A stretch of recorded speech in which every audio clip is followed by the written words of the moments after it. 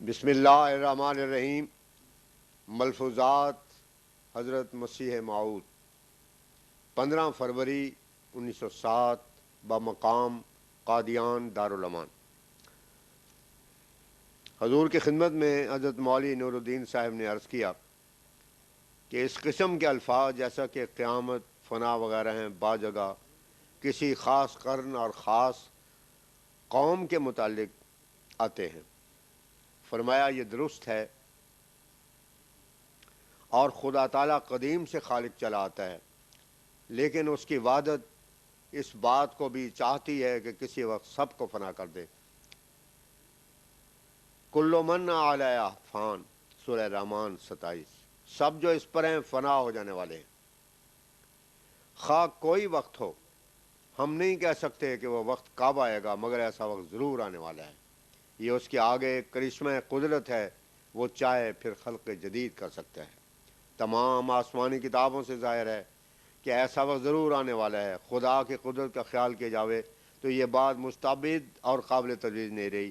زلزلے کا ایک دھکا لگتا ہے تو شہروں کے شہر ویران ہو جاتے ہیں۔ اس سے خدا تعالیٰ کی قدرتوں کا اظہار ہوتا ہے۔ جب امن کا زمانہ ہوتا ہے تو لوگوں کو منطق یاد آتی ہے اور باتیں بناتے ہیں، لیکن جب خدا تعالیٰ ایک ہاتھ دکھاتا ہے تو تمام فلسفہ بھول جاتا ہے۔ ڈاکٹر میر محمد اسماعیل ذکر کرتے ہیں کہ 4 اپریل 1905 والے زلزلے میں ان کے کالج کا ایک ہندو لڑکا دیریا بے ساختہ رام رام بول اٹھا۔ جب زلزلہ تھم گیا تو پھر کہنے لگا کہ مجھ سے غلطی ہوئی تھی۔ غرض ایسے لوگ درست نہیں ہوتے جب تک اللہ تعالیٰ عجوبہ قدرت نہ دکھائے۔ وہ ہر چیز پر قادر ہے، اور جب تک ایسا نہ ہو توحید قائم نہیں ہوتی۔ ذکر آیا کہ بعض لوگ کہتے ہیں کہ طاعون کوئی عذاب الہی نہیں، بلکہ یہ تو ایک شہادت ہے، اور شہادت تو مومن کے واسطے ہوتی ہے جو پہلے ہی سے خدا تعالیٰ کی راہ میں اپنے نفس کو قربان ہر چکا ہوتا ہے۔ اس کی موت ہر حالت میں شہادت ہے۔ لیکن یہ عام قانون بنانا کہ ہر ایک شخص جو طاعون سے مرتا ہے وہ شہید ہے، تو پھر کیا چوڑے چمار ہندو، آریہ، عیسائی، دیریا بت پرست جو ہزارہ طاعون سے مر رہے ہیں وہ سب درجہ شہادت کو حاصل کر رہے ہیں؟ سید عبد المحی عرب نے مولوی ثناء اللہ کو کہا تھا کہ امرتسر کا رسول بابا طاعون کے عذاب سے ہلاک ہوا ہے، تو ثناء اللہ نے کہا کہ وہ شہادت کے موت مرا ہے۔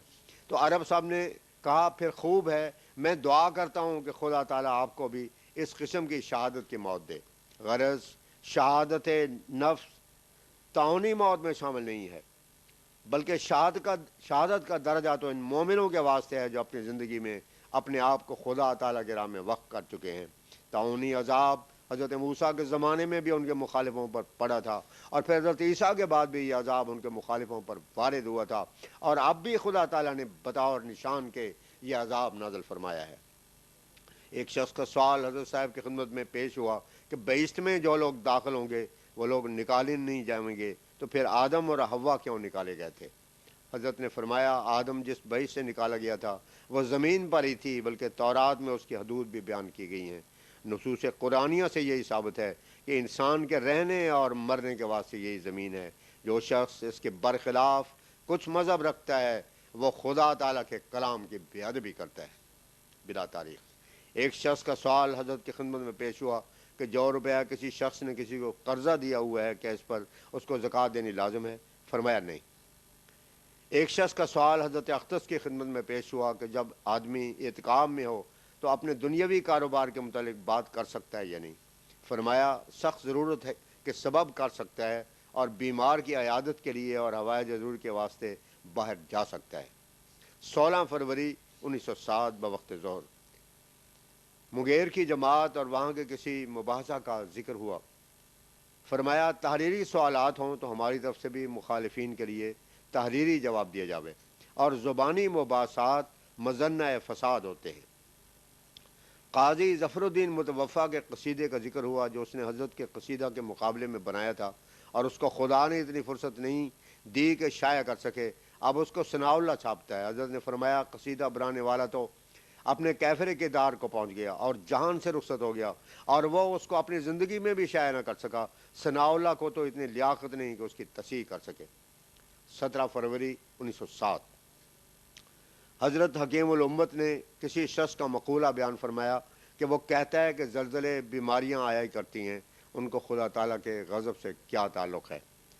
حضرت اقدس مسیح موعود علیہ الصلاۃ والسلام نے فرمایا ایسے لوگوں کو خدا تعالیٰ پر ایمان نہیں ہوتا، قرآن کریم کے منکر ہیں، دیریہ ہیں۔ کیا موسیٰ نوح علیہ السلام کے وقت میں یوں ہی بیماریاں آتی تھیں، یا کہ خدا تعالیٰ نے ان کا کوئی سبب بیان فرمایا ہے؟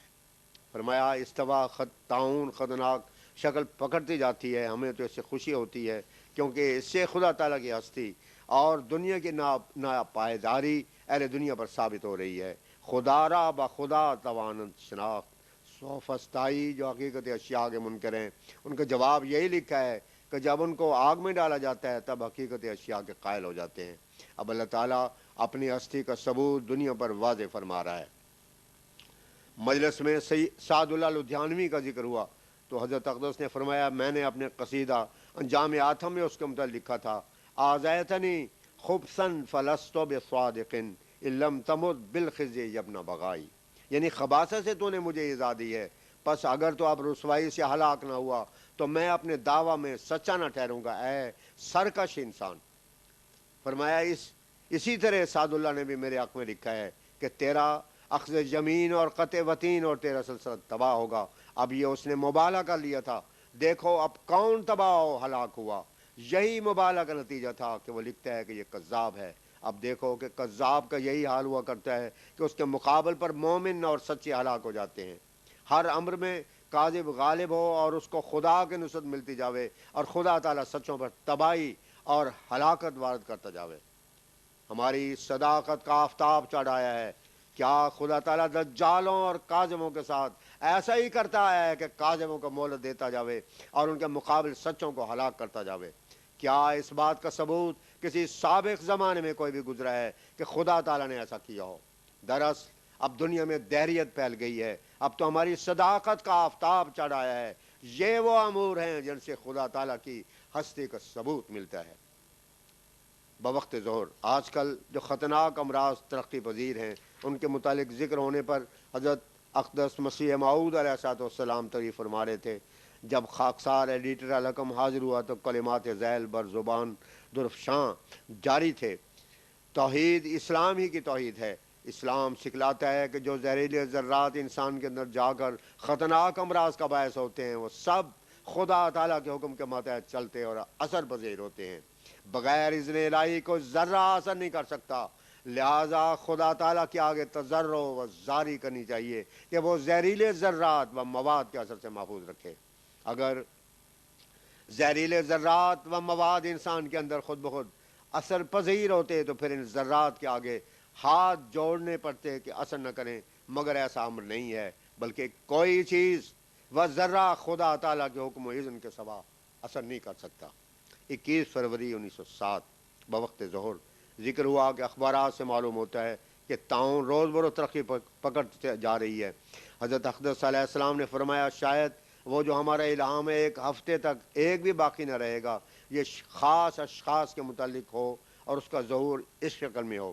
کل دہلی سے خط آیا ہے کہ مولوی عبد المجید دہلوی جو ہمارا سخت معاند تھا یک مر گیا۔ ایسے ہی ایک اور بڑے معاند کی مرگ مفاجات کا ذکر تھا۔